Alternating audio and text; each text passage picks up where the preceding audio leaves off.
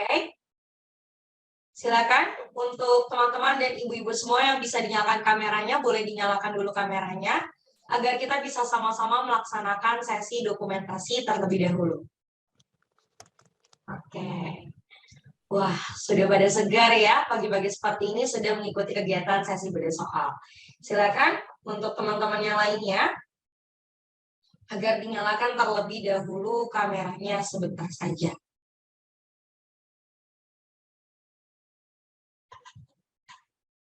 Oke. Baik. Nah, karena memang di sini sudah banyak sekali nih teman-teman yang sudah menyalakan kamera. Untuk yang sudah menyalakan kamera, semuanya segera bersiap. Karena pada hitungan ketiga, saya akan screenshot layarnya. Saya mulai dari slide yang pertama, dan ini ada 7 slide. Oke? Saya mulai ya untuk sesi dokumentasi. Silakan untuk teman-teman, boleh dinyalakan kameranya. Saya mulai. 3, 2, dan 1. Oke, untuk slide kedua semuanya segera bersiap. 3, 2, dan 1. Oke, untuk slide ketiga. 3, 2, dan 1. Slide keempat. 3, 2, dan 1. Oke, slide kelima. 3, 2, dan 1. Slide keenam. 3, 2, dan 1. Dan next, slide yang terakhir, slide 7. 3, 2, dan 1. Oke, baik. Sudah saya dokumentasikan semua, teman-teman serta ibu-ibu semua. Nah, kita langsung saja masuk kegiatannya, karena memang di sini Bu Juju juga sudah hadir. Oke, langsung saja saya buka. Assalamualaikum warahmatullahi wabarakatuh. Selamat pagi, ibu-ibu serta warahmatullahi wabarakatuh. Oke, terima kasih atas responnya dengan baik. Sebelumnya teman-teman semua, perkenalkan nama saya Hilda, saya selaku moderator dalam kegiatan event YAPindo, yaitu uji kompetensi profesi bidan. Nah, jadi untuk teman-teman semua di sini saya tidak sendiri. Di sini saya ditemani langsung oleh narasumber kita, yaitu adalah Bu Juju. Bu Juju selaku dosen dari Poltekkes Bandung. Lalu di sini juga saya ditemani langsung oleh Mas Syahrul, yang nantinya akan memberikan sedikit informasi untuk teman-teman dalam menghadapi. Oke. Nah, teman-teman semua, seperti yang sama-sama kita ketahui, memang uji kompetensi ini syarat ya untuk teman-teman mendapatkan STR. Ketika teman-teman nantinya mau menjadi seorang nakes, teman-teman harus bisa lulus UKOM agar mendapatkan STR terlebih dahulu. Dan nantinya juga teman-teman harus mempersiapkan beberapa persiapan untuk UKOM tersebut yang mungkin nanti juga akan disampaikan langsung oleh Bu Juju. Oke, Bu Juju, saya persilakan untuk Bu Juju mungkin ada sepatah dua patah, lalu nantinya akan dilanjutkan dengan sesi bedah soal. Silakan Bu Juju, saya persilakan. Terima kasih Mbak Hilda. Ya, selamat pagi untuk semuanya. Salam sehat. Ini pesertanya dari mana saja ya, Mbak Hilda? Oke, ini sepertinya ada yang dari kader bangsa tadi Bu, ada yang dari Helvetia, dan masih banyak lainnya. Dari Sabang sampai Merauke ya? Dari Sabang sampai Merauke, betul sekali Bu. Oke, ya terima kasih. Ini saya posisi di Bandung, sedang mendung ya kalau di Bandung, tapi ini backgroundnya saya ingin ke Swiss, ini jalan-jalan ya. Baik, tidak usah tegang-tegang untuk semuanya. Selamat pagi, Assalamualaikum warahmatullahi wabarakatuh. Senang sekali ya, saya bisa bergabung di sini, bertemu dengan mungkin teman-teman atau adik-adik, mungkin adik-adik atau mungkin ada yang anak-anak saya gitu ya. Saya sebagai staf pengajar di Poltekkes Kemenkes Bandung.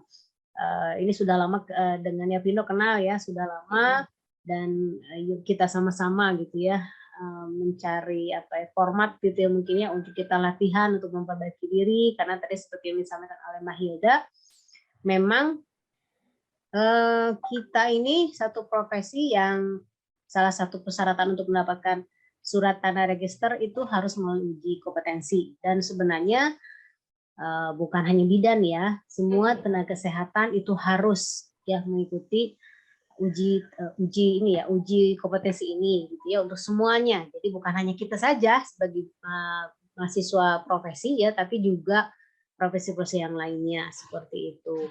Nah, saya yakin ini teman-teman yang hadir ini juga sudah melewati sebenarnya ketika proses D3 ya.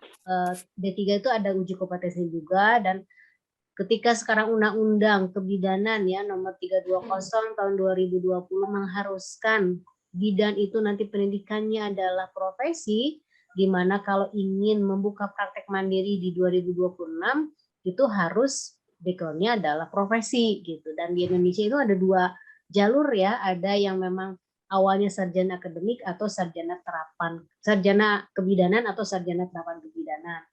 Tetapi dari kedua jalur ini nanti ujungnya harus masuk profesi seperti itu. Nah, jadi artinya sama-sama mengikuti proses ini. Nah, seperti uji kompetensi diploma 3 kebidanan gitu ya, sama saja sebenarnya untuk mekanismenya, di mana untuk ujian ini ada 180 soal ya selama 3 jam. Artinya 1 menit itu 1 soal gitu. Nah, bagaimana sekarang kita sebagai bidan ya, sebagai mahasiswa kebidanan itu sebagai mahasiswa profesi bidan ya bisa menyelesaikan soal-soal itu gitu di dalam waktu 3 jam. Nah, mungkin ini terutama yang ibu bidan yang sudah usianya senior ya, mohon maaf gitu ya. Memang ini menjadi kendala. Ya, kendala tuh dalam artian ini kan huruf di komputer tuh kecil ya. Ini dengan soal vignette gitu ya, ini bagaimana sih gitu ya melihat soal gitu ya dengan mungkin 5 baris, ada yang 6 baris, ada yang 4 baris gitu, seperti itu. Sehingga memang perlu latihan ya, latihan-latihan yang dilakukan supaya kita terbiasa model seperti itu. Mungkin bagi ibu bidan yang bidan-bidan yang lulus sebelum 2010 itu memang awal tidak ada uji kompetensi, tapi di 2015 kalau tidak salah ya itu sudah mulai uji kompetensi, tapi belum exit exam. Nah, baru 2 tahun ini uji kompetensi itu menjadi syarat kelulusan, jadi ya exit exam seperti itu, sehingga menjadi prasyarat untuk lulus tidaknya dari institusi seperti itu. Nah, ini juga satu mekanisme yang memang harus kita tempuh karena semua profesi juga melakukan seperti itu ya.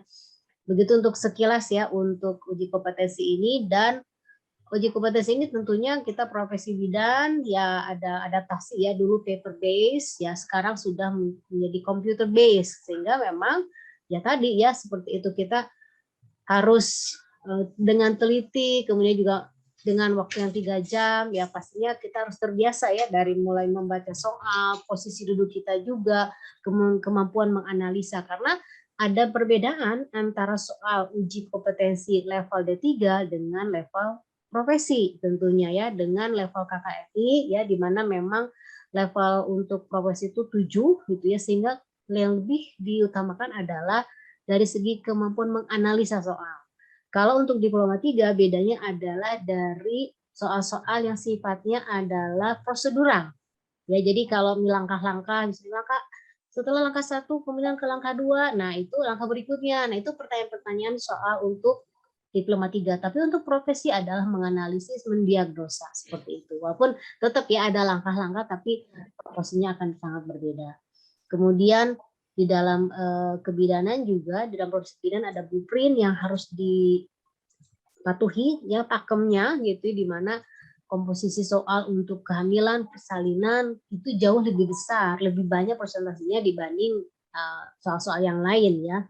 Seperti misalnya tentu saja ada menopause ada gitu, ada ruang lingkup menopause ada gitu ya, tapi itu tidak sebanyak ketika hamil, bersalin, nifas seperti itu. Sehingga soal-soal itu ya, soal-soal kategori itu, ruang lingkup itu harus lebih banyak kita melatih gitu ya, melatih itu. Dan sebenarnya untuk proses yang profesi memang ada yang ini ya, ada yang raise hand, ada yang raise hand. Terpencet ini Bu Catat dari ini mungkin terpencet ya.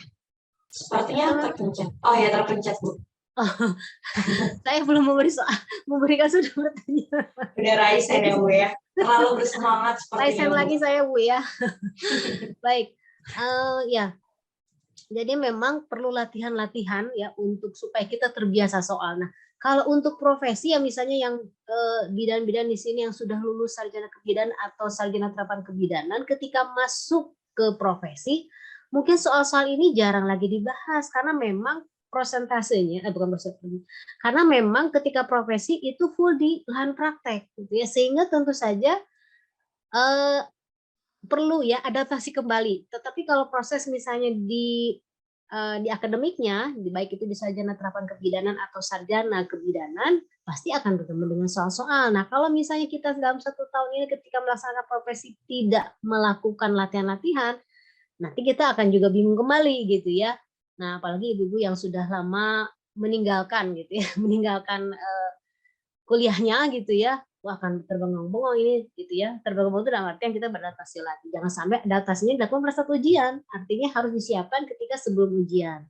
Nah, di sini ada Yapindo tentu saja yang ini juga membantu ya, membantu kita semua melatih soal-soal itu, karena kalau soal-soal nasional tentu saja tidak akan dikeluarkan oleh lembaga ya, LPUK ya, lembaga LPUK itu apa ya, uji kompetensi ya, lembaga, saya lupa, LPUK yang memang, atau Dikti ya, di bawah Dikti itu yang memang punya hak prerogatif untuk menyusun soal ya, mereka tidak akan mengeluarkan soal-soal ini ya, soal-soal TO ini. Jadi memang bagi teman-teman ya, artinya dari institusi lah belajar gitu ya, bagaimana soal-soal itu, dan juga bisa nanti dibantu oleh Yapino. Di sini Yapino memang menyusun soal-soal itu ya dalam bentuk aplikasi ya, aplikasi atau apa saya lupa ya, bukan aplikasi ya Pak, ya alat bantu ya Mbak Hilda ya, nanti Mas Sahrul akan menjelaskan gitu ya, seperti itu, supaya juga kita membantu, karena tentunya dengan sering kita latihan gitu ya, itu akan membuat kita lebih aware atau lebih prepare dalam menghadapi kompetensi gitu ya. Baik, kita coba untuk berlatih ya. Ini sebenarnya nggak banyak-banyak, saya membuat soalnya sekitar 10 atau 11 ya Mbak Yala ya. Iya. Kita mau saya bantu share Ibu? Boleh. Oke, Masih. Sebentar ya Ibu. Oke, saya akan ambil dulu. Oke, ini sudah ada. Oke. Oh, ini banyaknya dari Medan ya, dari Husada. Saya pernah dulu ke Medan, ini ke apa ya, lupa. Kemana ya, yang punya rumah sakit ini, rumah sakit di situ di Delhi ya, di Delhi. Ya, di Delhi Serdang kalau nggak salah, lupa. Lupa ya, baik. Mungkin kita bisa lewat next ya. Ya Bu. Ya, kita next Okay, aja. Nah ini, ya jadi soal untuk profesi ini adalah soal yang berbentuk vignette ya, berbentuk vignette. Jadi di sini ada 3 bagian ya, ada soal ya, jadi di sini ada soalnya, kemudian ada lead-nya. Lead itu adalah pertanyaan ya, jadi lead itu kan artinya penyambung ya, ada lead-nya dan juga ada choice-nya, ada option-nya, ada 5 option gitu ya. Jadi ini ada 5 option yang disediakan. Kalau nanti ujian, bukan kalau nanti ya, maksudnya kalau ujian UKOM itu karena kita computer based akan diacak secara otomatis gitu ya, sehingga soal yang peserta 1 dan peserta 2 itu untuk soal pertamanya pasti berbeda gitu ya, karena diacak secara sistem, by system seperti itu. Jadi tidak berurutan gitu, oh hamil dulu sampai misalnya 20 soal, kemudian nanti bersalin setelah seperti itu gitu ya, sehingga memang tidak bisa kita kotak-kotakan, oh ini oh saya yang hamil dulu deh, file saya gitu ya, dokumen otak saya buka, saya file A untuk hamil, nanti file B untuk persalinan, enggak seperti itu. Karena memang ketika bidan itu berada di rumah sakit atau di puskesmas, walaupun judulnya dibuka KIA, mungkin saja ada datang yang masa antara, ada yang datang ketika misalnya masa menopause, seperti itu. Jadi memang kita harus belajar untuk mengenangani berbagai macam kasus. Nah, seperti ini ya. Ini untuk vignette-nya, ini tentunya ketika seorang, ini kan kita template-nya adalah seorang perempuan ya.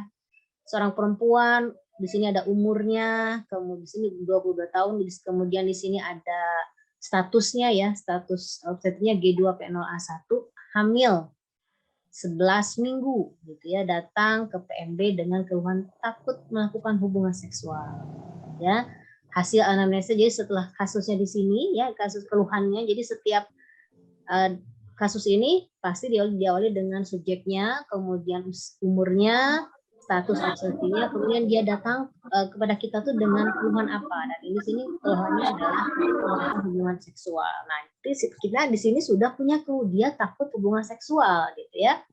Nah, tentu saja kita dalam melakukan pengkajian ada subjektif, ada objektif. Nah, kita subjektif dulu adalah di sini hasil anamnesanya belum melakukan hubungan seksual sejak telat haid. Artinya sudah 2 bulan lebih ya tidak hubungan seksual karena takut mengalami keguguran. Nah, di sini kan ada riwayatnya adalah A1 gitu ya, tidak mengalami keguguran gitu ya. Nah, hamil pertama keguguran pada saat umur kehamilan 16 minggu. Jadi dia ada ketakutan gitu ya. Ini sekarang 11 minggu nih takut keguguran lagi gitu ya.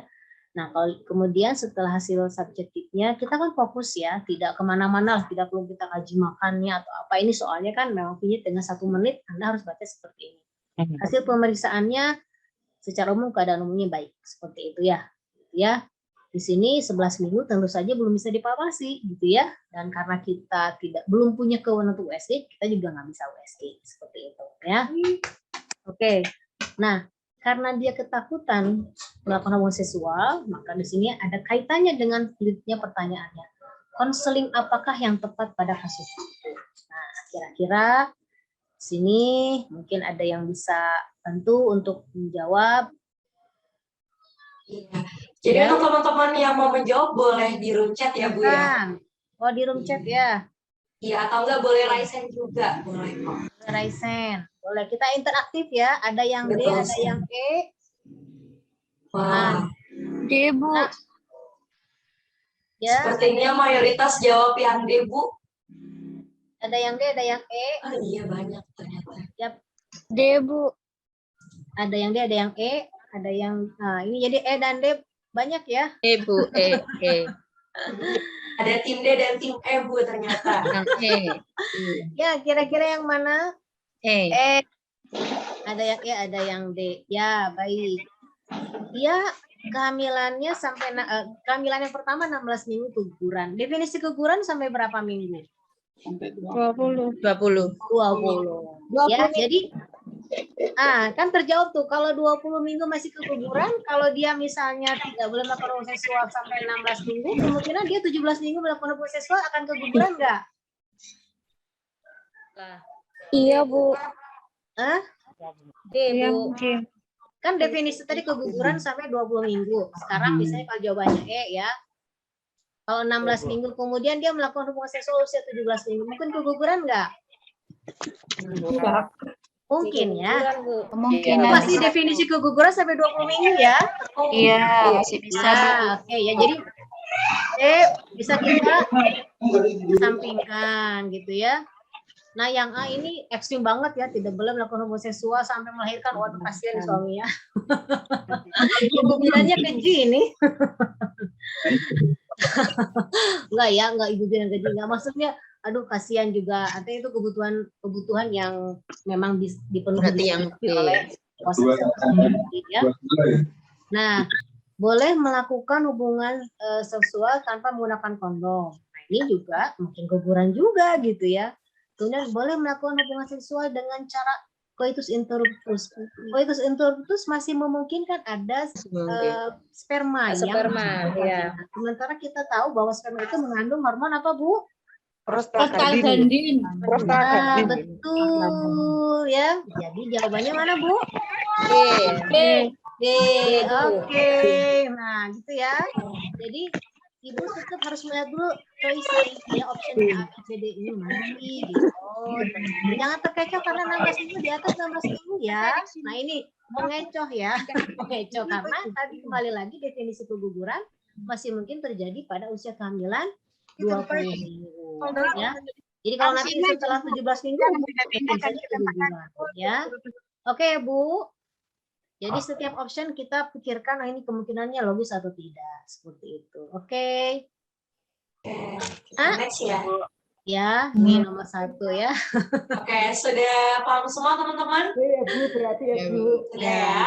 Oke, kita. Nanti mungkin ini ya, Suaranya lebih jelas apa lagi. ya, nanti bisa sebenarnya diskusi dengan teman-temannya gitu ya, satu mungkin apa kerja kelompok ya, kalau dulu istilah kerja kelompok, kalau sekarang apa ya saya nggak tahu, atau bisa melakukan seperti ini gitu ya, untuk kita sama-sama berdiskusi seperti itu. Boleh, kita kedua ya Mbak Hilda. Oke, ini jawabannya tadi yang D ya Bu ya, nomor 1 ya. Yap. Oke. Tuh. Kita next untuk soal nomor 2. Silakan Ibu. Nah ini tentang persalinan. Ya. Ini seorang perempuan umur 21, G1P00, hamil 9 bulan, datang ke PMB pukul 6 pagi. Mengeluh mulas-mulas yang menjalar dari perut ke pinggang sejak malam, ya, sejak pukul 21. Sudah keluar lendir darah pervaginam sejak pukul 7 malam ya, belum keluar air-air. Hasil pemeriksaannya kalau di sini tanda-tanda vitalnya normal, tinggi fundusnya 32. Dia datang jam 6, ya. ditambah 6. Iya Bu, 12. ya. Jam 12 ya. Di sini kalau kita lihat di sini sebagai ininya ya, sebagai pemeriksaannya di sini semuanya normal. Kapan perkiraan pembukaan lengkap? Nah, jawabannya berapa Bu? Jam 12? 12 siang. Yap. Ada yang lain jawabannya? Ada. Ada yang B, ada yang semuanya sepakat ya? Jawabannya B semua. Oke, mudah berarti ini ya Bu ya. Kita tinggal menghitung. 1 sentinya 1 jam. Ya, jadi 1 senti 1 jam. Ini gampang sekali ya. Ini soal bonus sebenarnya. Soal bonus. Jadi kita jadi jam 6, kita hitung 6 jam kemudian. Seperti itu. Kalau ini gampang karena kita tinggal menghitung 1 jam 1 senti. Gitu ya. Walaupun sebenarnya kalau secara teori, kalau untuk yang nanti mungkin soalnya bisa saja ini G2. G2 ya Bu ya. Ini saya memberikan bonus kalau misalnya soalnya G2 walaupun di teorinya setengah jam ya 1 senti ya, tapi secara umum kalau lihat partograf itu 1 jam 1 senti itu. Kalau misalnya ini soalnya dirubah menjadi G2, misalnya saya mungkin akan menuliskan di sini karena berarti 3 jam lagi misalnya jam 9. Nah kalau jam 9 Ibu akan pilih jam 9 atau jam 12, misalnya di sini 9, 10, 11, 12. 9. 9, 9 Bu. misalnya di sini G2 ya, G2 di sini misalnya kalau secara teori ya, 1 jam itu 2 senti ya kalau G2. Tapi kalau kita berdasarkan partograf tetap ya 1 jam. 12. Nah, kalau misalnya nanti soalnya misalnya ini saya rubah di sini, ini G2, ini jam 9, pertama 9, 10, 11, 12, jam 1. Ibu tetap milih jam 1. Maaf, jam 12. Walaupun mungkin tadi Ibu pikir secara teori boleh kok 1 jam itu 2 senti untuk yang multi, tapi untuk di partograf tetap dia 1 jam 1 senti. Itu adalah maksimalnya. Gitu ya, Bu? Ya Bu. Oke ya. Jadi walaupun G2 atau G1 tetap sama ya Bu ya?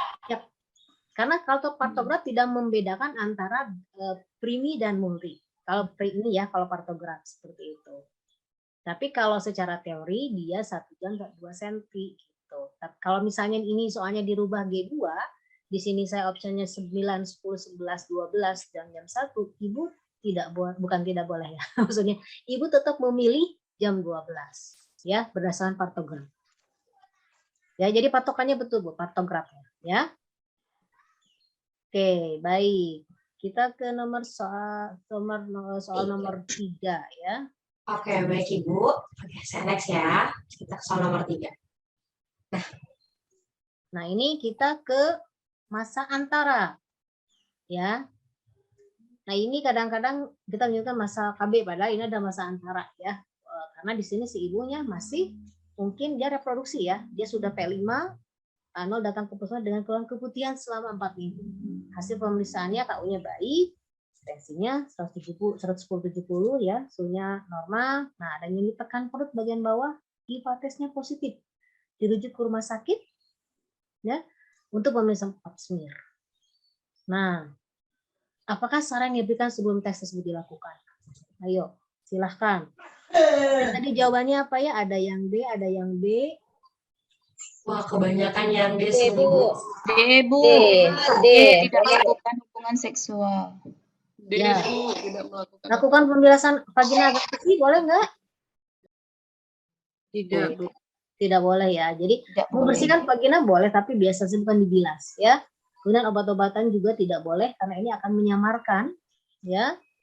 Kemudian minum yang banyak 6 jam sebelum tes dilakukan itu untuk pemisahan yang lain ya. Tapi kalau untuk pap smear dia tidak boleh melakukan hubungan seksual. Oke. Ya. Berarti jawabannya yang D ya, Bu ya. Ya, yang D ya, betul nih jawabannya sudah D nih semuanya sepakat ya. Tidak melakukan hubungan seksual paling sedikit 24 jam. Karena itu nanti ada, yaitu ada sperma itu ya, sisa-sisa sperma yang akan mengabulkan nanti hasil pemeriksaan pap smear. Karena pap smear itu akan mengambil cairannya, lendir dari sekitar serviks. Nah, nanti akan tersamarkan. Itu yang harus kita jelaskan kepada klien gitu ya.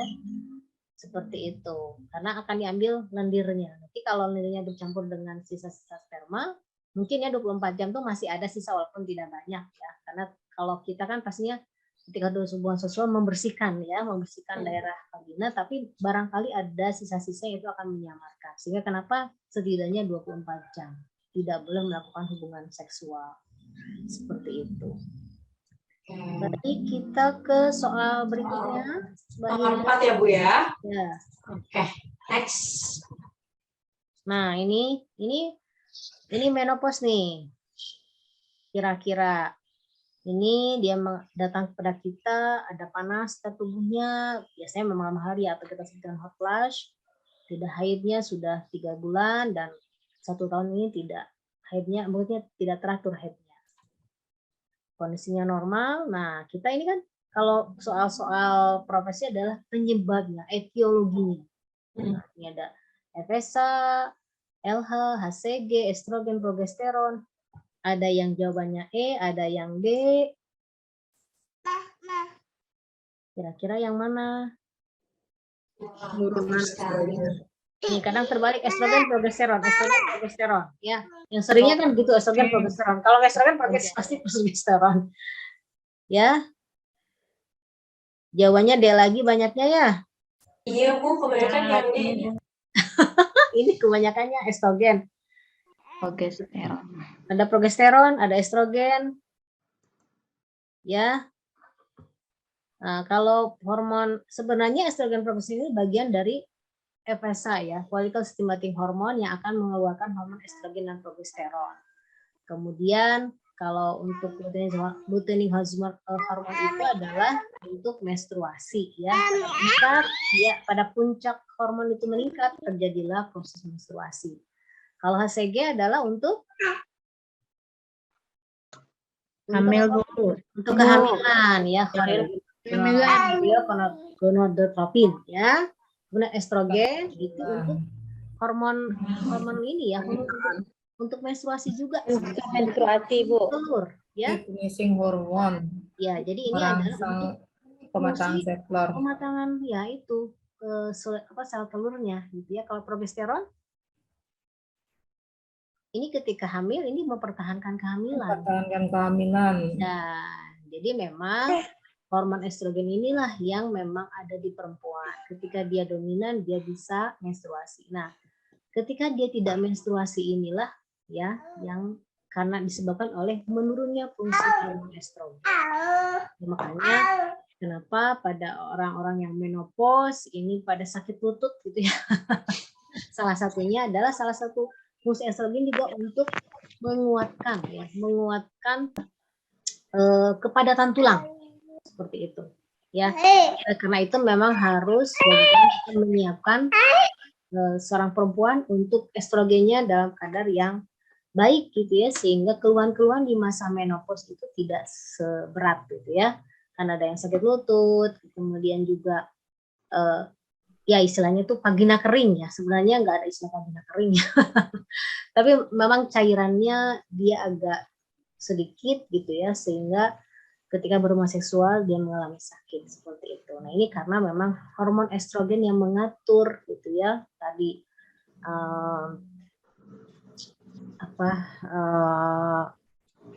folikel yang ada di ovarium yang nanti akan pecah menjadi sel telur gitu ya, itu memang sedikit sehingga memang ya tidak terjadi menstruasi seperti itu ya. Gitu ya. Jadi memang di sini jawabannya adalah di estrogen. Kalau progesteron tadi untuk mempertahankan kehamilan. Seperti itu. Jadi ketika ini kembali ke teori, jadi ketika akhir kehamilan progesteron itu menurun sehingga terjadi persalinan gitu ya. Nanti mungkin bisa dibuka-buka lagi teori persalinan, salah satunya adalah menurunnya kadar hormon progesteron. Progesteron adalah untuk mempertahankan kehamilan seperti itu. Ya, sehingga kalau progesteron itu membuat tuh otot-otot tuh menjadi lunak, makanya kenapa kalau ada keluhan misalnya seorang perempuan itu kok lebih cepat lelah ya, karena otot-ototnya memang dibuat lunak oleh hormon progesteron. Nah, ketika nanti persalinan dia menurun seperti itu. Baik, Mbak Hilda, kita ke soal nomor 5 ya. Bu Juju, sebelumnya mohon maaf, tadi ada yang bertanya mengenai FSH tadi apa ya Bu? Ini dari Bu Nur Alfi Fauzia. Minta dijelaskan ulang yang mengenai FSH. Follicle stimulating hormone. Jadi ketika ini hormon yang dikeluarkan oleh hipofise ya di otak kita yang merangsang ovarium untuk mengeluarkan hormon estrogen dan progesteron. FSH merangsang pematangan sel telur. Ya, jadi jawabannya adalah D ya, ibu-ibu, menurunnya fungsi hormon estrogen. Oke, jadi semuanya jawabannya yang D ya.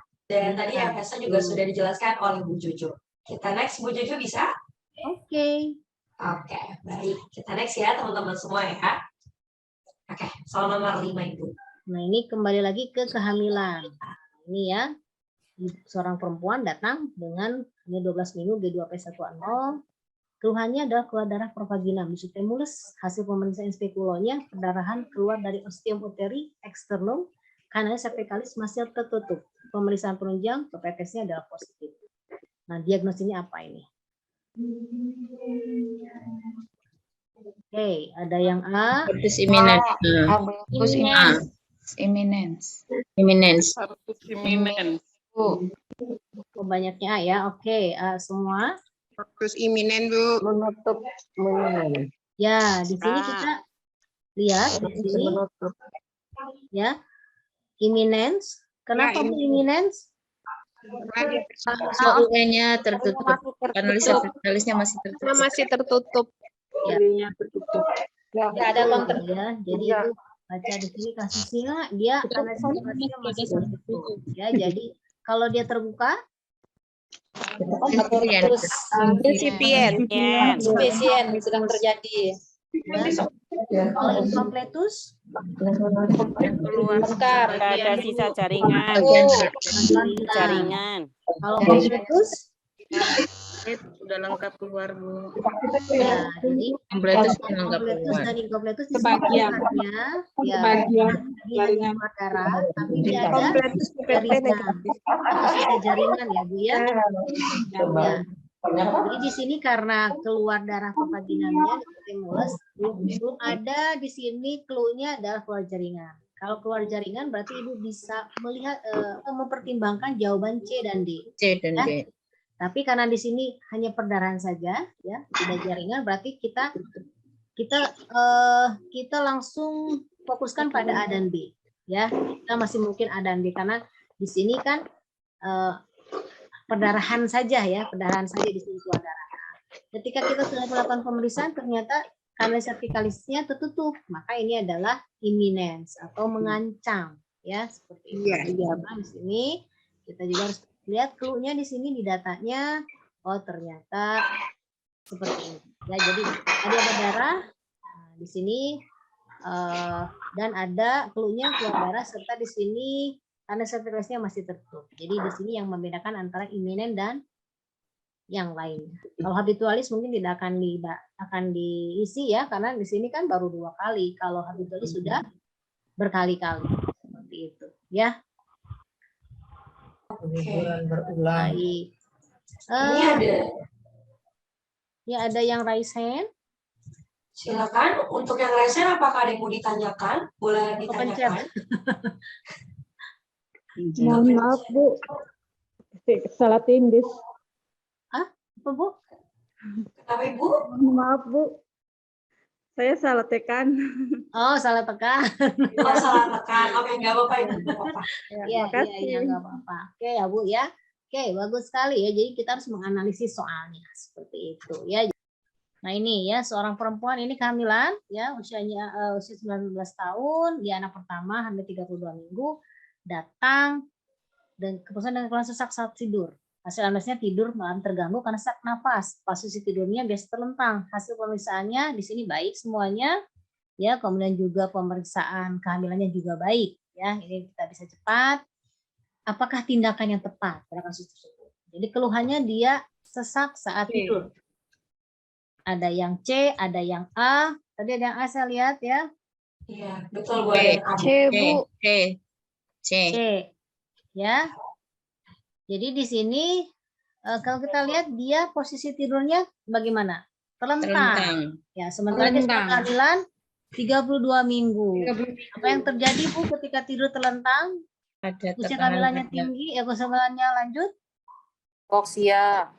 hipoksia ya. Jadi dia sesak makanya dia ya, karena dia paru-parunya kurang bisa berkembang karena dia tertahan gitu ya, maka dianjurkan kondisi posisinya miring, dan ini suatu hal yang normal. Awas lho, Sen. Arek punya bangku.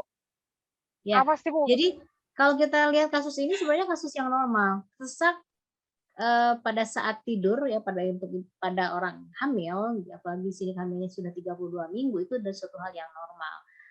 Berarti ini bukan suatu masalah besar ya, bukan suatu masalah, artinya suatu hal yang normal, berarti kita pun memberikan tindakannya yang normal gitu ya. Karena dia posisi tidurnya terlentang, maka kita anjurkan dia posisinya adalah miring. Ya, jadi karena ini sini tidak ada kelainan di kehamilannya ya, di kondisi tanda-tanda vitalnya. Kemudian kita tahu kalau ibu hamil itu sebaiknya miring ya, karena vena cava inferior, artinya oksigenasi ke paru-paru itu kalau posisi terlentang dia akan tertekan, dan kita tahu yang namanya vena cava inferior yang memberikan darah ke jantung itu lebar pembuluh darahnya lebih sedikit dibandingkan dengan pembuluh darah yang sebelah kiri. Kalau pembuluh darah kiri itu adalah aorta. Aorta kan besar gitu ya, sehingga memang kenapa dia miring ke kiri, tidak miring ke kanan gitu ya?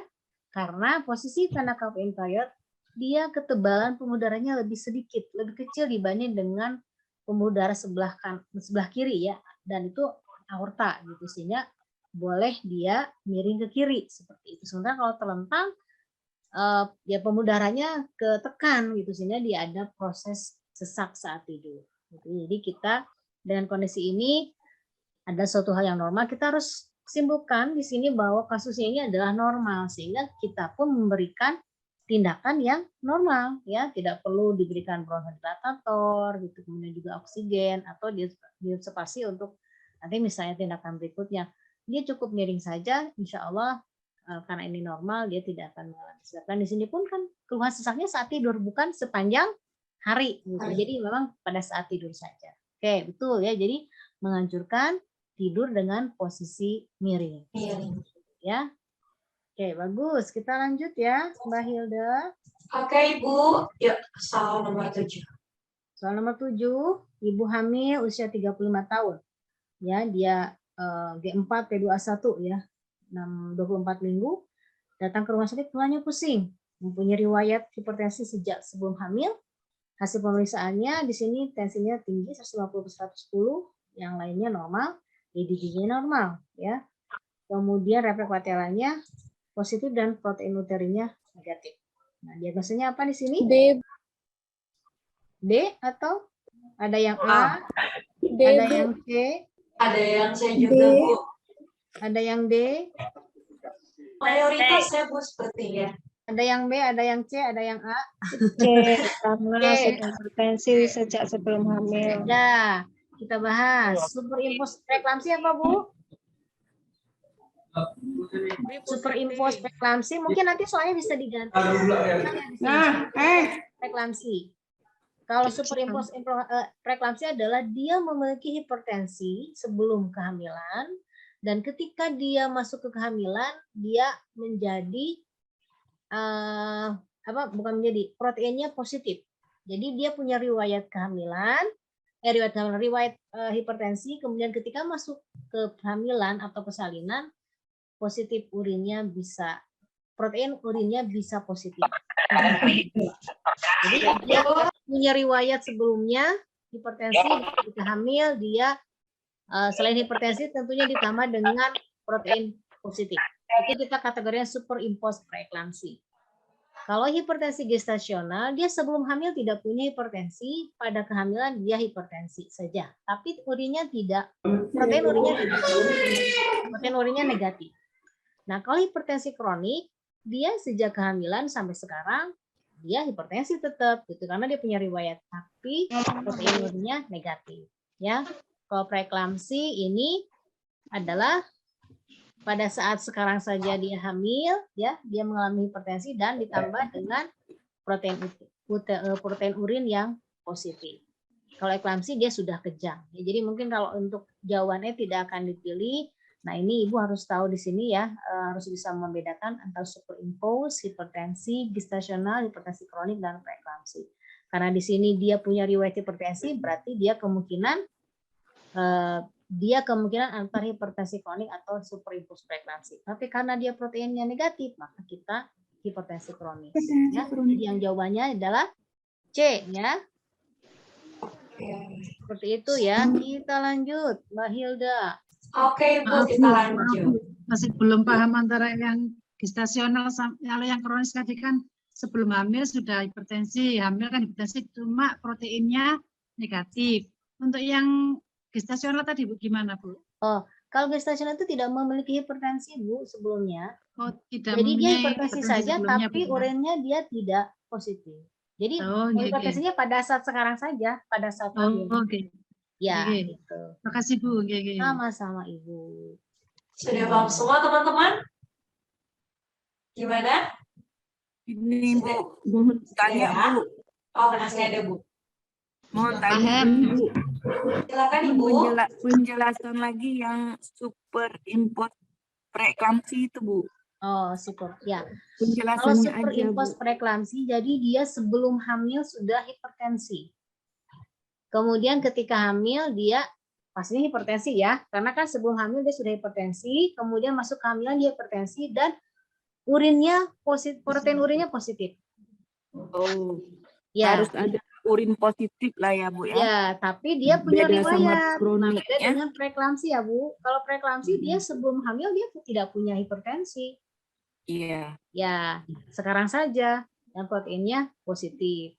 Kalau superimpos dia sebelumnya sudah hipertensi, sekarang kalau hipertensi yang sebelumnya sebelum hamil dari hipertensi pasti sekarang juga hipertensinya tetap ya, tapi ditambah dengan protein urinnya positif sehingga dia boleh dikatakan gabungan lah ya. Superimpos preeklamsi itu gabungan dari hipertensi kronis dengan preeklamsi. Itu ya Bu ya. Jadi superimpos preeklamsi adalah gabungan antara hipertensi kronis dengan preeklamsi. Gitu ya. Assalamualaikum. Ya. Oke, untuk Bu Tristani, ikut Zoom. Bu Tristani, ada yang mau ditanyakan Bu Tristani? Kayaknya sudah habis pasang IUD. Sedang di klinik mungkin ya, kepencet. Ya. Baik, kita next ya Ibu-ibu semua ya. Oke. Baik Bu. Kondisi Mbak. Next question Bu. Ini kita ke nifas. Nah, tadi kan ke kehamilan ya, sekarang kita ke nifas. Ini seorang perempuan postpartum 5 hari sedang dilakukan kunjungan rumah. Kan bidan tugas seperti ini ya, kunjungan rumah, mengeluh demam dan nyeri pada payudara. Hasil pemeriksaannya tensinya normal, suhu normal, suhunya 38, nadi dan respirasi normal. Payudara tampak tegang dan mengkilat serta teraba panas. Puting susu kencang tidak lecet, pengeluaran ASI tidak lancar. TFU-nya 2 jari atas simbisis, lohea rubra, jumlah sedikit. Ini karena sudah hari kelima. Luka jahitan baik, kemudian ekstremitas tidak uding. Nah, kira-kira diagnosisnya apa? Banyaknya yang mastitis ya. Ada mastitis, abses, stop, maaf. Ada yang jawab endorse. Kenapa, Bu? Karena ada tegang dan mengkilat, teraba panas. Ya. Ada yang Tidak lancar. masih tidak lancar. Ya, oke. Jadi dia apa ini? Breast engagement ya menurut Ibu. Ada yang jawabannya D. D itu mastitis. Ada peradangan kah? Tidak merah ya tidak. Nah, tidak merah gitu ya. Kalau mastitis berarti dia ada merah ya, kemerahan ya. Ya. Kemerahan. Kalau abses dia berarti ada pus ya. Mungkin dia pus. keluar ya. Ada kadang kalau terlalu tegang nanti keluar sedikit nanah ya. Ada bolong, ada bolongnya ya. Ya, saya pernah lihat yang tadi yang abses itu jadi memang ada sedikit terbuka ya, bolong mungkin situ ya keluar nanah itu sudah abses. Kalau masih sisa dia merah. Jadi jawaban D dan E kita bisa kesampingkan. Kemudian nomor C juga pilihan C juga puting lecet tidak ada kan di sini keterangan putingnya tidak lecet ya. Berarti antara A dan D. Breast engagement atau payudara penuh. Ya. Nah, itu jawabannya adalah breast engagement. Jadi yang kita yang sudah sesuai dengan ini ya aturannya gitu ya disebut dengan breast engagement. Dimana memang di sini payudara itu tegang, mengkilat karena penuh dan tidak keluar. Gitu ya. Ini istilahnya sudah memang nomenklaturnya. Ya, nomenklaturnya disebut dengan breast engagement. Seperti itu ya. Jadi kalau puting lecet pasti tidak. Suhunya panas juga ya, Bu. Apa? Suhunya panas juga ya kalau endorsement. Ya, betul. Panas. Tapi tidak terlalu ya. Ini 38. Maksudnya tidak terlalu panas banget. Gitu. Kalau misalnya masih abses bisa sampai 385 gitu ya. Karena sudah ada peradangan kan.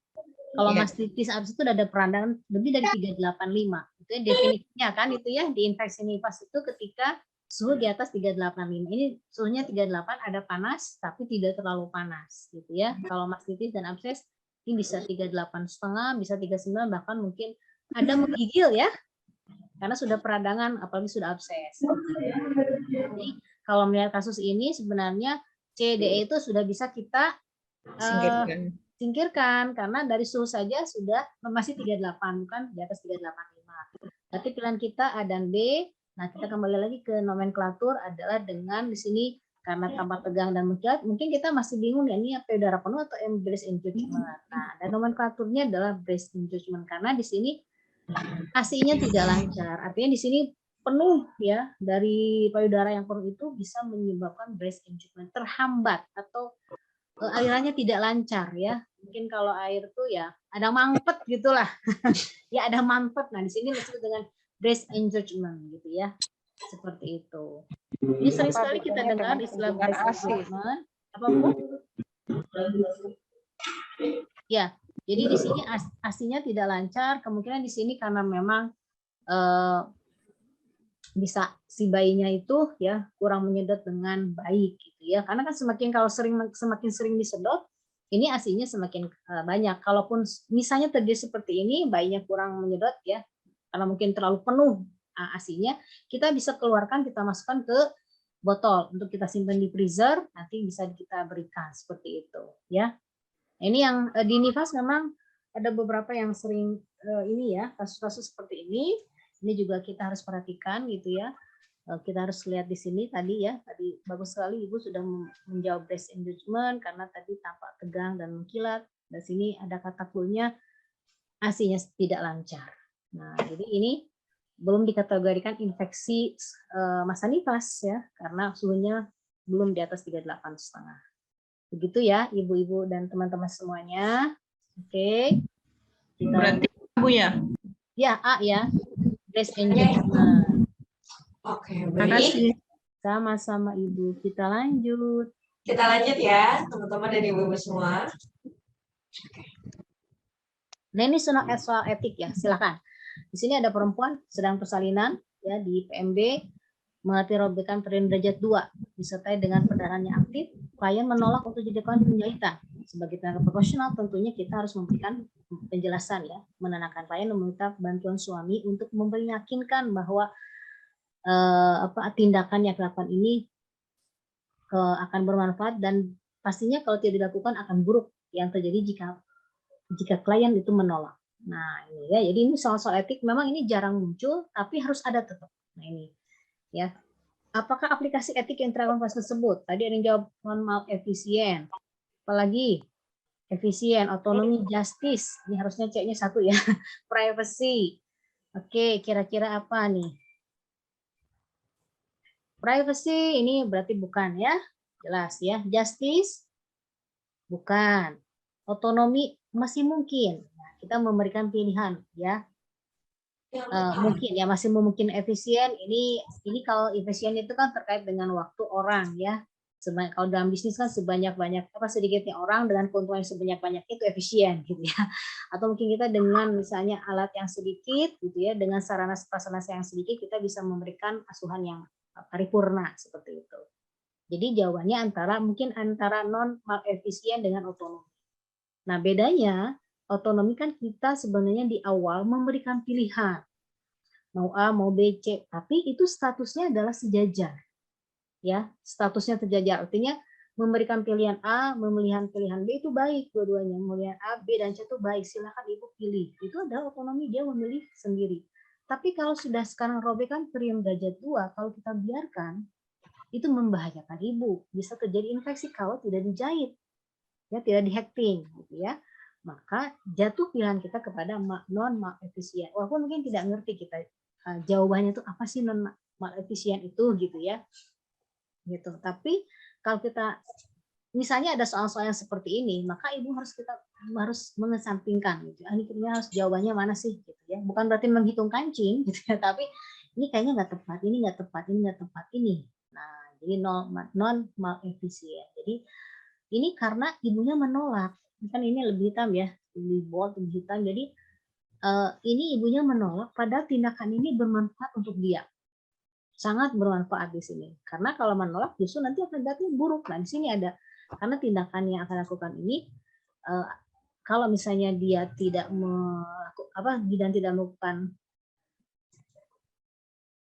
melakukan kita penjahitan, dia akan perdarahan. Itu akan justru buruk terhadap kondisi ibunya. Maka kita pilih adalah non efisien seperti itu, ya. Ini suara saya kecil ya. Gimana Mbak Hilda, suara saya terdengar? Kalau di saya sudah pas Ibu, mungkin di sana gangguan jaringan saja sepertinya Bu. Pas, Bu. Pas kok Bu. Ya. Oke, gitu ya. Jadi soal-soal etik memang jarang. Saya tidak tahu apakah di Yapindo sendiri ada soal-soal etik atau tidak. Memang ini jarang sekali muncul, tapi pasti ada. Mungkin sekitar 4 atau 5 soal ya untuk soal-soal etik ini. Gitu. Jadi kita untuk melihat soalnya kita Ya. Mohon dijelaskan tentang misalkan aplikasi etik privasi, justice, otonomi, efisien, contohnya saja. Oh iya, baik. Ya, kita ke privacy ini yang sering ya. Privacy misalnya, kan privacy itu memberikan kepada ibu suatu penghargaan bahwa dia punya juga hak untuk dihargai ya. Privasinya dia kerahasiaan kan, privacy itu kerahasiaan ya. Jadi misalnya ketika ibu melakukan tindakan, maka misalnya ibu contohnya misalnya menutup gorden ya. Itu kan rahasia. Jadi kemudian juga ketika ibu misalnya meminta persetujuan dia, boleh tidak misalnya mahasiswa kebidanan itu menyaksikan persalinannya. Ya, itu kan sebenarnya ibu tuh diberikan privacy. Ya, privacy untuk dia gitu ya. Dia ingin rahasia, jangan sampai banyak orang yang melihat dia. Hanya mungkin saya boleh memberikan izin pada bidan misalnya di PMB nih ya, bahwa yang melihat persalinan saya hanya 2 orang bidan. Dari misalnya katakanlah ada masa bidan tempat ibu 5 orang, misalnya enggak 5-5-nya tuh gitu ya.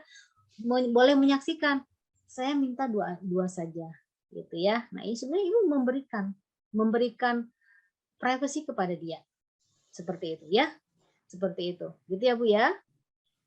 Nah, kalau justice di sini adalah justice itu keadilan. Prinsipnya keadilan. Jadi di sini artinya kita sama-sama dengan dia posisinya adalah kita memberikan posisinya sama. Adil tuh dalam artian kita sebagai manusia secara umum ya, tidak membeda-bedakan.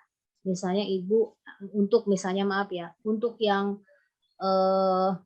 mau kelas 1, mau kelas 2 misalnya ya, mau kelas 3 itu layanan kita sama adil.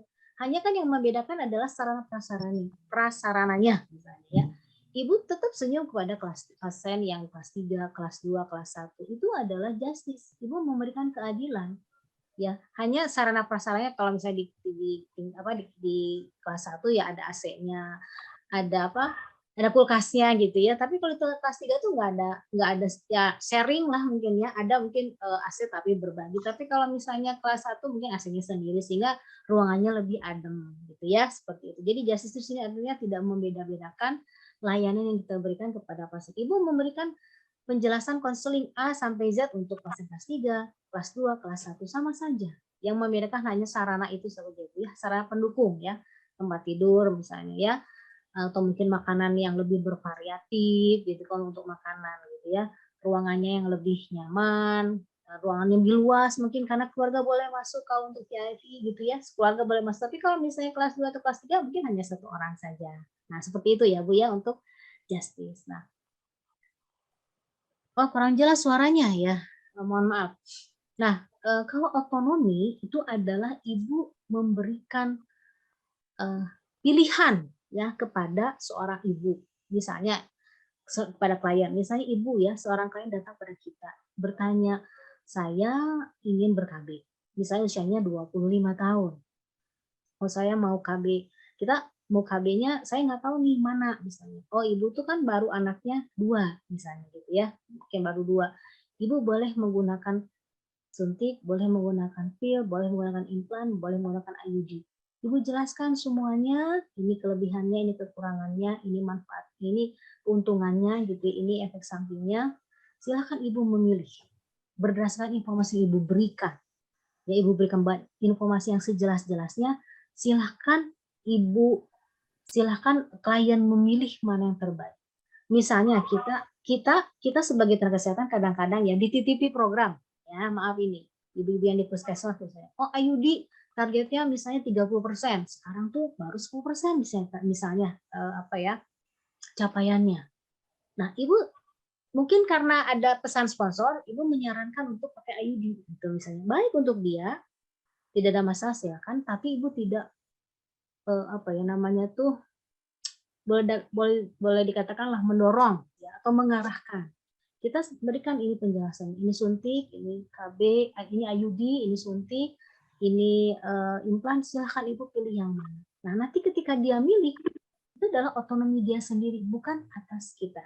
Jadi kita tidak mengarahkan, tapi kita memberikan pilihan. Dia kita berikan otonomi. Seperti itu ya. Begitu Ibu ya. Jadi otonomi itu memberikan pilihan. Jadi itu hak kita sebagai klien. Kita sebagai klien, maka kita memberikan pada dia otonomi untuk memilih mana yang terbaik untuk dia. Tapi yang terbaik untuk dia itu justru harus kita berikan penjelasan yang benar. Jadi jangan misalnya pilihan dia, tapi tidak baik ya seperti kasus ini, gitu ya. Jadi mungkin bagi dia pilihan terbaik, tapi itu tidak terbaik untuk dia sebenarnya dari segi dari segi kita sebagai bidan mengetahui hal itu, gitu ya. Jadi otonomi ini harus dilandasi oleh pengetahuan yang baik. Ya, jadi memberikan pilihan seperti itu ya Bu ya. Nah, efisien itu terkait dengan bagaimana ini kan efisien itu adalah bagaimana kita memberikan layanan pada dia misalnya ya yang katakanlah dengan bahan yang sedikit atau bahan yang sederhana gitu ya, tapi kita bisa memberikan layanan yang terbaik pada dia. Efisien itu ya terkait dengan misalnya SDM, keuangan misalnya kita. Ya misalnya gini. Bidan secara etik ya, kalau di ruangan, misalnya kita sebagai kepala ruangan, tentu saja kita harus efisien dalam misalnya pemanfaatan atau ya pemanfaatan sarana misalnya. Ya. Jadi misalnya gini Bu, ketika misalnya kita menggunakan kasa, misalnya ketika infus atau misalnya ketika kita perdarahan, ya sesuai dengan kebutuhannya. Tidak lantas misalnya, karena ini pasiennya bayar sendiri, wah keluarin tuh banyak gitu ya, cocok sedikit misalnya buang, cocok sedikit buang. Nah, kita menggunakan banyak secara standar efisien untuk dia, menggunakan misalnya SOP-nya misalnya cukup 5 ya 5. Kan kita ada hitungannya ya, ada perhitungan kalau misalnya kita mungkin orang BPJS ya, itu nanti ada perkiraannya. Misalnya kalau untuk persalinan misalnya ya, ini bahannya seperti ini, misalnya kasa yang dikeluarkan seperti ini, kemudian misalnya betadin yang dikeluarkan seperti ini. Nah, tapi misalnya maaf ini kan terkait dengan etika. Oh ini karena bayar, udah kita keluarkan saya banyak. Nanti kan dia banyak lebih besar badannya, lebih besar bayarnya gitu ya. Sehingga dia tidak efisien menggunakan menghambur-hamburkan gitu ya. Kadang ini sering terjadi, maaf ini juga jadi nanti akhirnya malpraktek, boleh dikatakan mal ya. Misalnya gini, dia hanya butuh misalnya seorang pasien itu butuh hanya 2 oksitosin dalam persalinannya misalnya. Tapi karena bayar sendiri kita kasih resep, Bu ini beli ya 5 misalnya oksitosin. Padahal sebenarnya cukup 2. Nanti yang 3 itu bisa maaf kita simpan dan kita jual atau mungkin maaf dibawa pulang. Nah ini ada kasus ya secara etis nih. Gitu. Kalau pasien kan tidak tahu dia dipresepkan bisa beli aja resep, tapi sebenarnya dia tidak butuh. Hanya butuhnya hanya 2. Nah itu terkait dengan efisiensi. Ya terkait dengan sarana prasarana ya Ibu. Jadi ini secara etis. Kalau pasti sebenarnya tidak tahu karena dia dibohongi ya, dia tidak maaf ya misalnya. Saya pernah soalnya saya sendiri mengalami kasus seperti itu gitu ya. Diresepkan antibiotik untuk berapa hari ya? Untuk 5 hari kalau tidak salah. Suntikannya sebenarnya 1 kali 1 hari. Suntikannya itu. Diresepkan 5 ya. Saya sebagai pasien kan ingin sembuh, beli antibiotik waktu itu berapa ya? Harganya 200.000 itu antibiotik masih mahal ya. Tahun berapa gitu. Ternyata hanya dipakai 3. Terus saya tanya, ya saya pura-puranya bukan orang kesehatan lah gitu ya, itu bisa dijual, maksudnya dikembalikan lagi nggak ke apotek gitu, maksudnya saya jual lagi ke apotek bisa nggak gitu ya, karena saya tahu antibiotik yang saya pakai hanya 3, sementara saya beli 5. Oh tidak bisa Bu gitu, tidak bisa gitu ya. Kemudian maaf dia bilang itu sudah diambil, sudah dioplos gitu ya, sudah dioploskan ke dalam sped sehingga saya tidak bisa lagi mengembalikan ke apotek. Nah itu jawabannya. Ini kan sebenarnya secara etiknya tidak efisien. Ya sebenarnya ini nanti bisa digunakan aja untuk pasien lain, tapi merugikan sebenarnya pasien lain. Walaupun saya pasiennya ya merasa tidak terlalu rugi lah, biarin yang penting saya sehat gitu ya. Tapi saya artinya kan penggunaan obat-obat itu tidak efisien, harusnya 2 gitu, kenapa harus beli 5? Sehingga akhirnya mungkin kalau tidak dipakai bisa menjadi kadaluarsa. Nah ini juga ya dampaknya gitu ya. Jadi penggunaan obat-obatan yang tidak efisien ini nanti bisa over ke budgeting, kemudian juga nanti bisa malah kadaluarsa. Seperti itu ya. Mudah-mudahan bisa dipahami. Jadi ini kasus-kasus etik. Kemudian non mal efisien. Jadi di sini kembali artinya kan efisien, mal itu berarti kan tidak efisien ya. Mal efisien berarti kan tidak efisien. Kalau non berarti efisien gitu ya. Nah, non mal efisien itu artinya dia tidak merugikan. Di sini artinya menguntungkan. Ya, non mal efisien itu artinya menguntungkan untuk dia. Karena di sini kenapa sih tidak efisien saja? Jadi kalau misalnya mal efisien artinya kan tidak efisien. Kalau misalnya non itu berarti kan kalau dikembalikan lagi gitu ya, dia efisien lagi gitu. Hanya di sini artinya adalah ada tindakan di mana di sini pasiennya menolak dulu. Ya ada kasus di mana pasiennya menolak dan kita menjelaskan. Kecuali kalau misalnya dia tidak menolak itu lain lagi gitu ya. Kalau itu ya nggak ada masalah. Tapi di sini di mana ada proses di mana pasien menolak dan kita berusaha menjelaskan lagi lewat suaminya gitu ya supaya tindakan ini menjadi efektif untuk dia, menjadi bermanfaat untuk dia. Seperti itu. Ya. Ya memang kalau kasus etik itu agak ribet ya. Karena hubungannya antara manusia dan manusia bukan SOP. Kalau tadi misalnya yang SOP gampang, ini prosedurnya. Nah ini kalau ini berkaitan dengan dia ada penolakan, ada misalnya tadi hal-hal yang lain. Memang pelik ya kalau untuk masalah etik memang ini harus dibahas lebih dalam lagi karena memang ada perspektif pasien sama perspektif kita. Tapi kalau tadi kasus-kasus itu kan perspektif kita langsung gitu ya, SOP-nya ini secara teorinya. Kalau ini kan ada perspektif pasien dan klien dan kita sebagai kesehatan. Sehingga mungkin ada perbedaan-perbedaan yang ya harus kita diskusikan gitu ya, sehingga artinya kita bekerja sesuai dengan ranah kita, sesuai dengan kemampuan kita, sesuai dengan wewenang kita, kemudian pasien juga kita hargai. Nah itu memang untuk win-win solution ini tentunya harus kita diskusikan dengan berbagai pihak seperti itu. Kalau misalnya menolak pun, asalnya, ada yang pasien yang kekeh ya, dia tidak mendengar suaminya, tidak mendengar keluarganya, maka kita bisa berikan ya inform konsen bahwa dia menolak dan dia tidak menuntut. Nah, jadi itu menjadi dasar pada kita kalau dia tidak mau dilakukan. Kalau seandainya pasien ini menolak, ya itu boleh saja. Boleh, tapi gitu ya, dengan satu catatan dia tidak boleh menuntut di kemudian hari. Kita ada ininya apa? Ada klausulnya, ada suratnya, gitu ya. Kalau memang misalnya menolak seperti itu. Nah, supaya dia tidak menolak, maka ini jangan lakukan pada saat di sini, pada saat kita persalinan. Harus kita siapkan ibu itu. Jadi memang kenapa ini menolak? Mungkin pada saat kehamilannya dia tidak disiapkan. Sehingga kan di sini untuk bidannya sendiri menjadi dilematis ya. Nah, jangan sampai kita masuk ke proses dilematis itu. Oleh karena itu, siapkan ibu ketika kehamilan, dia harus tahu kondisi-kondisi apa yang memang terjadi pada saat persalinan. Jadi, dilematik ini tidak terjadi pada bidan. Ya, jadi ini mungkin saja terjadi ketika memang bidan belum menyiapkan ibu untuk masuk ke persalinan. Ini kan tugas melalui bidan ya.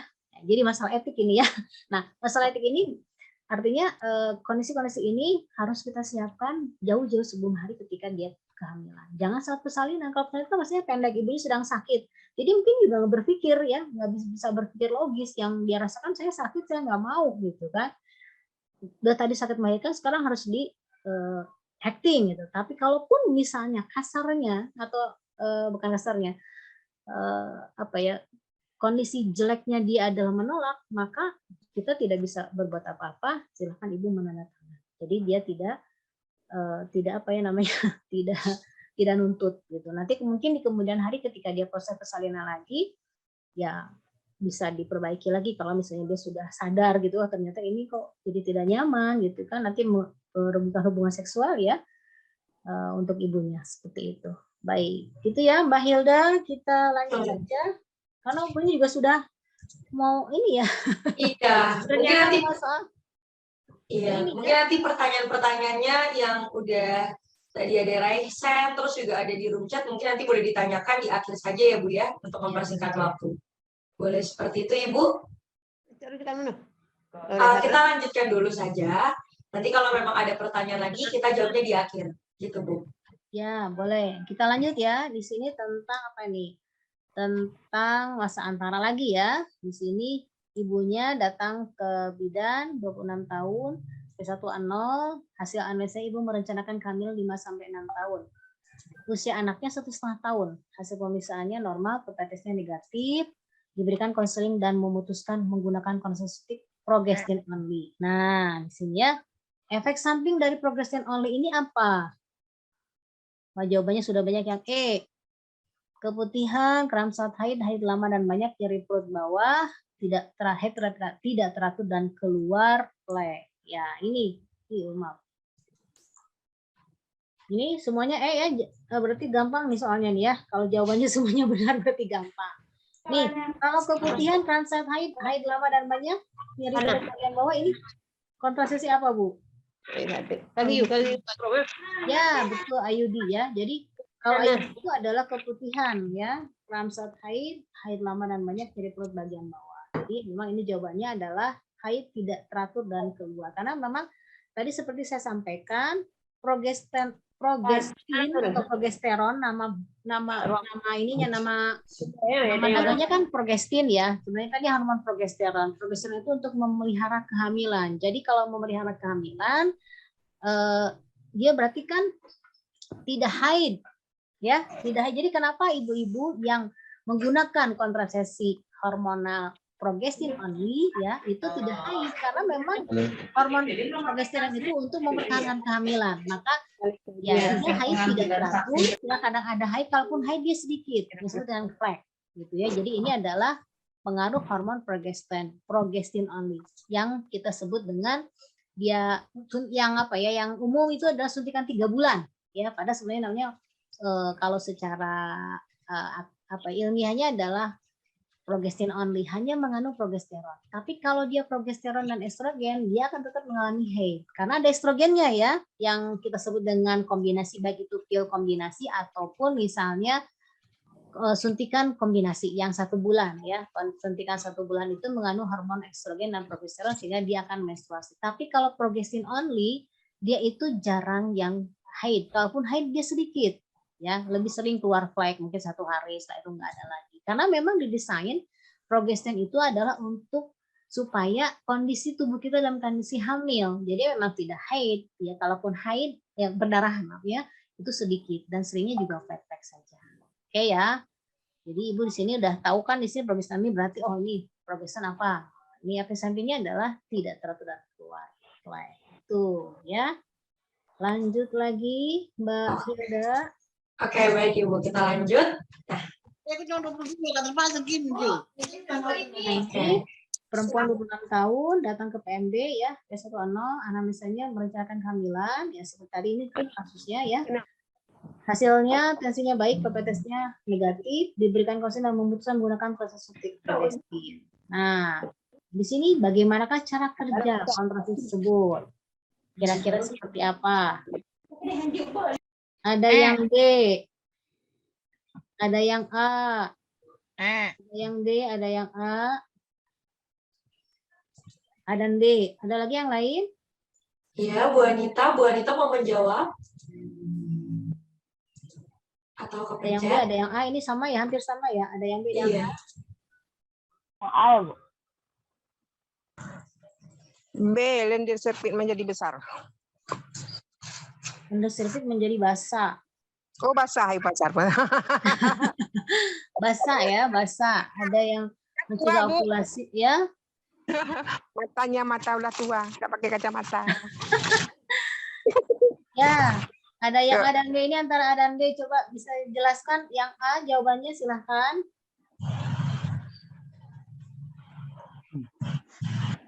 Yang A, mungkin siapa yang A jawabannya tadi. Nah ini Murti, Bu Murti Dwi Handayani yang A jawabannya. Mungkin bisa jawab. Bisa menjelaskan.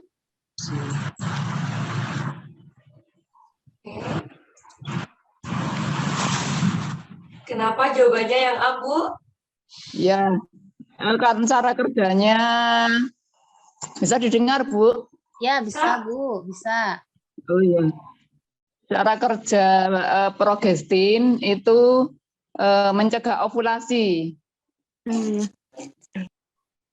Ya. Kembali lagi, Bu. Jadi, iya. Jadi ini ya, Ibu langsung ya karena tahu ini progestin itu mencegah ovulasi gitu ya, Ibu langsung tahu ya. Iya. Nah, kalau yang menjadi basah nih, silakan. Tadi ada juga yang menjadi basah, silakan. Siapa nih? Ada yang D juga ternyata. Ada Mbak Nurjana yang jawab D. Silakan. Mbak Nurjana bisa menjelaskan kenapa jawabannya B. Ya, kalau menjadi basah dia kan lendirnya, habis itu rasanya nggak enak gitu. Nah, rasa becek-becek gitu, Bu. Becek-becek. Ada Mbak, ya baik, ada Mbak Pratiwi yang jawabnya D, mencegah pertemuan satu dan sperma. Silakan. Ya Bu, mungkin karena progesteron itu kan juga mengentalkan lendir serviks ya Bu, sehingga sperma sulit masuk ke kavum uteri mungkin Bu. Ya, oke. Kembali lagi. Kalau misalnya ini kan agak pusing di mana nih, A, B atau misalnya D gitu ya. Kalau E itu kan berarti ini penggunaannya adalah IUD ya. Kemudian C juga IUD ya. Ini cara kerja IUD membuat peradangan dan menghalangi sperma untuk masuk ke tuba. Kembali lagi tadi, kita ini kan progesteron ya. Kalau progesteron berarti mencegah tidak ada menstruasi ya. Ya, tidak ada menstruasi kan progesteron itu ya, dihambat estrogennya kan. Kalau estrogen itu untuk menstruasi. Nah, jadi ketika dia progesteron itu kan seperti tadi kondisinya hamil. Jadi dia tidak akan ada ovulasi. Si sel telur yang di indung telur itu tidak matang. Sehingga tidak ada ovulasi. Ya, jadi tanpa ibu misalnya menghafal ini efek sampingnya, ini cara kerjanya, sebenarnya kalau progesteron itu. Jadi kita berpatokan progesteron itu adalah memang tidak membuat hamil, tidak menstruasi.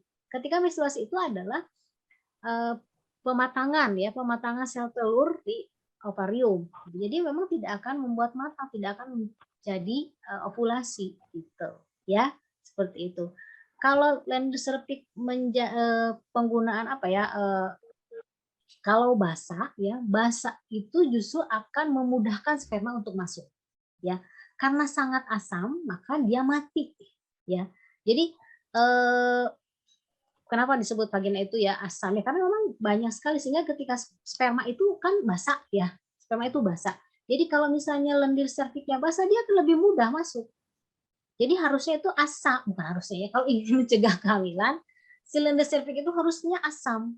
Asam banget gitu ya. Sekarang juga asam, tapi asamnya nggak terlalu asam. Kalau dia basah, justru akan lebih mudah dilewati oleh sperma yang basah. Gitu ya, ini kebalikannya. Jadi sebenarnya dengan tadi kita, progestin ini adalah seperti kehamilan. Jadi kalau kehamilan tidak ada ovulasi pastinya. Jadi mencegah ovulasi. Gitu ya. Begitu ya, ibu-ibu semuanya, teman-teman. Iya, Bu. Ya. Baik, kita lanjut. Ada lagi? Soal lagi, Mbak? Atau udah habis? Sudah habis, Bu, ternyata. Sudah habis. Alhamdulillah. Kita di 11 ke 15. Ada lagi yang akan disampaikan lagi. Ya, Pino, kalau dari saya cukup. Karena tadi sudah kita membahas 11 soal. Ya, ini sebenarnya ini belum semuanya mengcover soal-soal ini ya. Ada neonatus, ada bayi, tapi karena waktunya juga memang kita tidak terlalu banyak gitu ya, sehingga memang ini kita hanya 11 soal. Tadi ada kehamilan, persalinan ya, kemudian tadi ada menopause, ada masa antara seperti ini. Mudah-mudahan bermanfaat untuk ibu-ibu, untuk teman-teman semuanya, untuk Bunda gitu ya. Ini supaya nanti semuanya lulus gitu potensinya sekali saja taker ya, tidak retaker seperti itu. Amin Bu, amin. Ya, untuk semuanya karena kita memang punya target ya 2026 bidan sebagian besar sudah profesi dan bisa melanjutkan prakteknya karena STR-nya sudah berubah menjadi STR profesi seperti itu. Baik, saya kembalikan ke Mbak Hilda. Saya mohon maaf kalau tadi penjelasannya mungkin ada yang kurang dipahami atau terlalu cepat karena memang waktunya juga ini berkejar-kejaran ya Mbak Hilda ya. Tapi apa yang saya sampaikan mudah-mudahan bermanfaat untuk semuanya. Jadi tadi ada trik-triknya sedikit gitu ya. Nanti mungkin untuk selanjutnya silakan berlatih dengan Pindo karena tadi ada 8 kali pertemuan yang itu worth it untuk teman-teman semuanya benar semua untuk melakukan latihan. Karena intinya memang di latihan-latihan.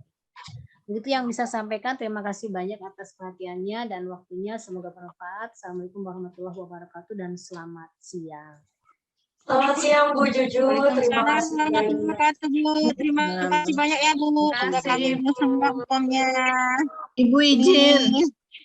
Mohon ini apa namanya? Soal sama ininya Bu. Sama jawabannya tadi. Biar nyamparnya ya. Drop Ibu. Oke. Share ya Bu. Soalnya sama jawabannya.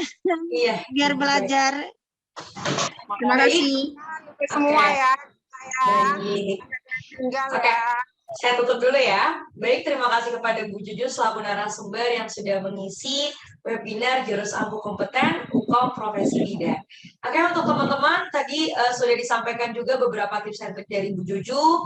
Dan untuk teman-teman yang nantinya mau mendaftarkan program dari NIO ini, tadi saya sudah memberikan kontaknya Pak Sahrul. Dan segala pertanyaan yang teman-teman tadi sudah berikan terkait programnya ataupun aplikasinya, itu bisa langsung dihubungi melalui Pak Sahrul langsung. Nanti nomornya akan saya berikan di room chat ibu-ibu semua. Jadi untuk yang nantinya mau daftar, boleh langsung ke Pak Sahrul. Dan untuk soalnya nanti bisa saya share di grup WhatsApp ya. Nanti akan saya share di grup WhatsApp. Oke, sekian kegiatan webinar pada pagi hari ini. Semoga dapat bermanfaat untuk teman-teman semua. Terima kasih kepada Bu Juju serta teman-teman yang sudah menyempatkan hadir. Kurang lebihnya mohon maaf. Wassalamualaikum warahmatullahi wabarakatuh. Terima kasih semuanya. Terima kasih. Warahmatullahi wabarakatuh.